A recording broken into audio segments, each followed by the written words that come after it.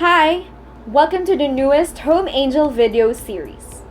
This is called Ask Me About Real Estate.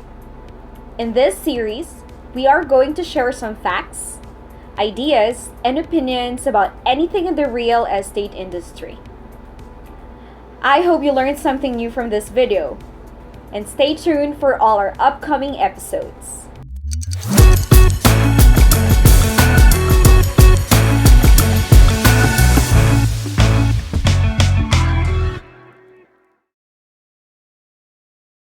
Hi! Welcome to the very first episode of Ask Me About Real Estate. So for today's video, we are going to answer one of the most commonly asked questions. Should I buy a condo or a house and lot?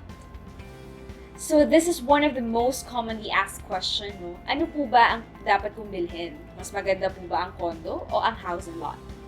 So in this episode, we are going to discuss what are the advantages and disadvantages of buying a condominium and a house and lot.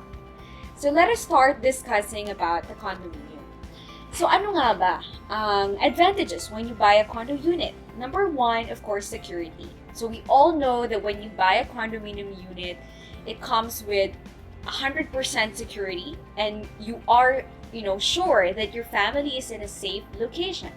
Because a condominium building is 24/7 guarded. Second, of course, it's convenience. Convenience in a sense that, majority of the people who buy condominiums want convenience. Gusto nila pagbaba nila ng residence nila, walking distance na lang sa office, or yung iba naman is malapit sa malls or sa supermarkets. This is actually one of the most common reasons why people prefer or choose to buy a condominium unit because of convenience.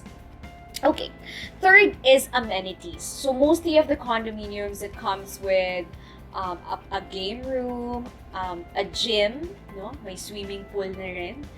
So these amenities are already included when you buy a condominium unit, and you have the you'll be given an access to all of these amenities without worrying about anything na kailangan ka pang mag-travel going to the clubhouse. And lastly is, of course, it's a low maintenance because majority of the condominiums kasama na dun sa binabayaran na monthly dues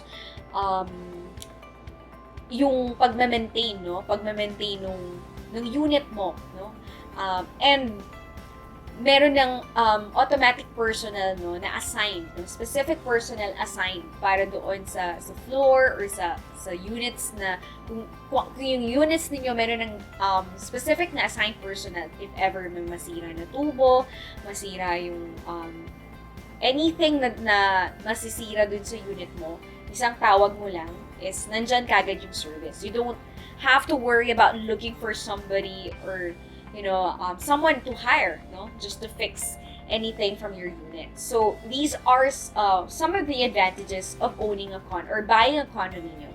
Now let's go to the disadvantages. Ano ba yung disadvantages? First is, of course, most of the condominiums are located in the commercial business district area. So hindi maiiwasan na nasa gitna ka ng city, Andyan yung busina ng mga sasakyan, and it's really a very busy environment, Kasi people who choose to live in this kind of building or like this kind of property are those usually who are working. So hindi mo maiiwasan na pag sasakay ka ng elevator marami kayo or mahaba yung pila. Depende sa rules and regulations, and depende sa kung ilang elevator ang meron sa isang building. It depends on, the design of the building. Second is high monthly dues. So majority of those who are living in a condominium, doon sila talaga minsan napapamahal, and sometimes mas mahal pa yung monthly dues nila kaysa doon sa binabayaran nilang amortization. So because of course, kasi kasama na dyan yung maintenance sa unit mo. So, nandun na yon. And even some of the developers who also includes the payments or the fees for the amenities kasama na sa monthly dues.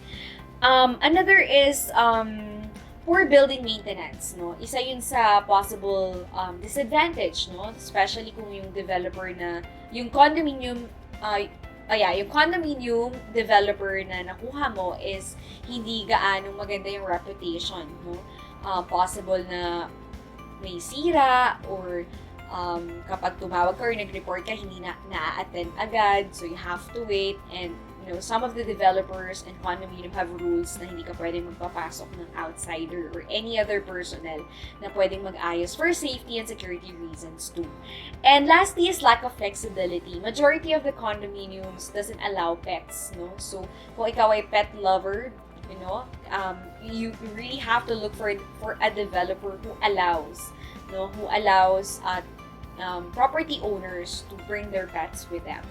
And of course, in a condominium, we all know that we cannot modify, for example, gusto mo magpabago ng kitchen, you wanted to add, dividers for bedrooms. Mas mahigpit ang condominium because you have to follow whatever is the design or the floor plan of each of their units. And wala kang magagawa doon because that's the rule, and that's what you signed for in the contract.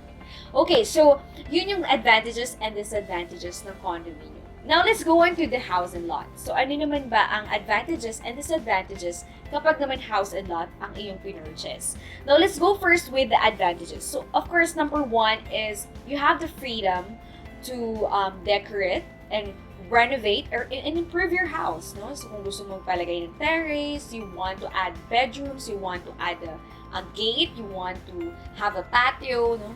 So you are free so long as you're able to submit a blueprint and a design to the developer, and it's still subject for approval. Second is, of course, you can bring your pets, no? Because it's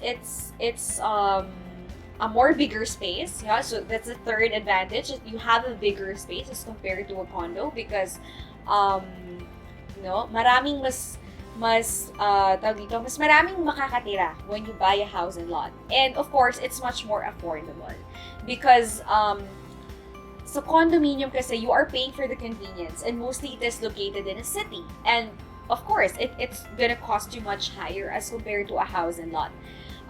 It's really much affordable per square. The value per square is much lower as compared to a condominium. So again, these are the advantages of having a house and lot or buying a house and lot. Now, what are the disadvantages of buying a house and lot? So of course, number one, if you are buying a property or house and lot na wala sa subdivision, wala sa village, number one is security. So of course, you have to make sure that you have the proper security for your house to protect your family from any thieves and mga masasamang loob. So you have to make sure to establish CCTV cameras or kung kailangan mo maglagay or magdagdag ng guards, aside from kung for example merong issue ng security breach yung village na kung saan ka nakabili ng property na hindi mo alam when you bought the property. Second disadvantage is high maintenance, of course, kasi syempre kapag ang house and lot kasi ikaw na lahat dyan ikaw na sa electrical, ikaw na sa plumbing, pag may tumutulong bubong, of course you will be the one looking for these personals or for these people to hire, kasi wala nang, hindi kagaya sa condominium na meron talagang maintenance department who will be giving this person to help you and to assist you.